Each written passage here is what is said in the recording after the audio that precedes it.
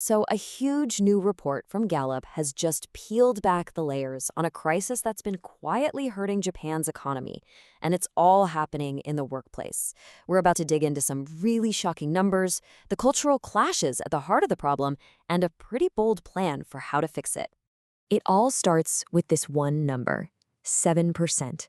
It might look small just sitting there, but trust me, its impact is absolutely massive. Yeah, that's it. Only 7% of employees in Japan actually feel engaged with their work. That is one of the lowest rates in the entire world. And it comes with a pretty hefty price tag. And this is what that costs. We're talking an estimated $524 billion in lost productivity for Japan every single year, all because of that one little number. It's a quiet crisis for sure, but that economic impact is incredibly loud. So let's get into it. What does this engagement crisis really mean? Let's break it down. Okay, first things first. When we talk about engagement, we're not just talking about being happy at work. It's way deeper than that. It's about having real passion, being committed, and feeling a genuine connection to what you do and where you do it. It's the difference between just showing up and truly leaning in. And wow, this chart really puts it all into perspective, doesn't it? The global average for employee engagement is around 23%. Not amazing, but okay. And Japan? Just 7%. You know, that's not just a gap, that's a chasm. Think about it like this. Picture a room with 100 Japanese workers. What this data tells us is that 93 of them are feeling disconnected, they're not inspired, they're pretty much just going through the motions. So the billion-dollar question is, why? Well, a huge piece of the puzzle is this massive culture clash that's happening, a head-on collision between Japan's very traditional ideas about work and what the modern workforce actually expects. And this is really where the rubber meets the road. On one side, you have the old way of doing things, right? Promotions based on how long you've been there, this expectation of lifelong loyalty, and a super rigid top-down structure. But on the other side, you have what today's workers want. Chances to grow, work that has a purpose, and the freedom to do their job well.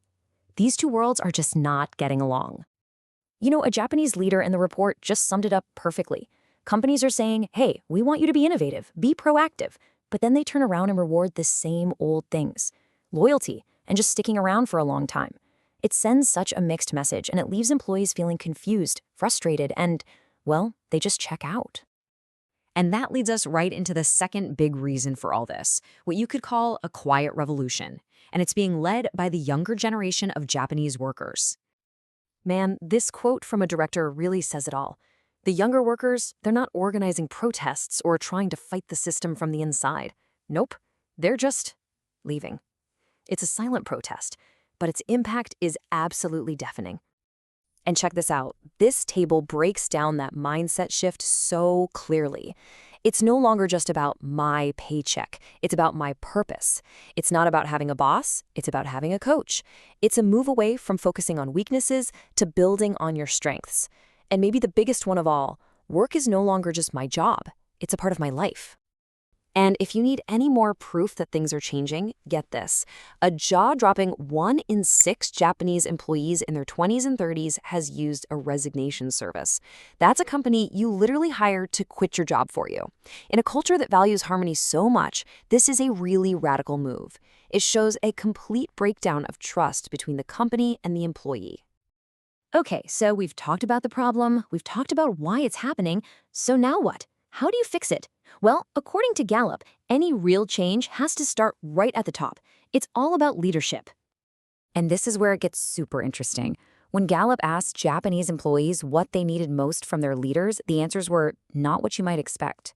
You'd think stability would be huge, right? Nope, just 4%. What are they practically begging for? Hope and trust. Together, those two things make up more than 90% of what people are looking for. And this quote just nails it. The best leaders aren't the ones who are just managing tasks and spreadsheets. They're the ones connecting with people on a human level. It's about showing you actually care, not just proving you're the one in charge.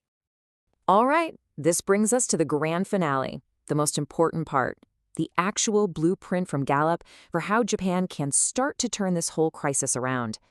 So, Gallup lays out 4 key steps. 1. Start measuring the things that actually matter, the stuff that predicts future success, not just reports on past performance. 2. And this one is huge. Turn your managers into coaches. 3. Redesign jobs so they align with people's strengths and sense of purpose. And 4. Lead with hope. Give people a clear, inspiring vision for the future. Let's just double click on that second step because it really is the game changer. I mean, get this. Gallup's research shows that managers account for a whopping 70% of the variance in a team's engagement. So this shift from boss to coach is everything. It means focusing on what people are good at, not what they're bad at. It means ditching the once-a-year review for regular, meaningful conversations.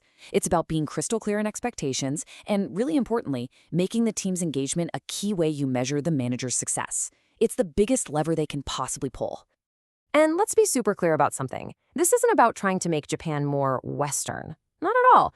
The goal here is for Japan to evolve from within, to create a new way of working that unlocks the amazing potential of its own people. So, it all comes down to this one big question. Japan is really at a crossroads. Will it hold on to old traditions even though they are clearly not working anymore? Or will it find the courage to build a totally new future of work? The choice it makes is going to define the country for generations to come.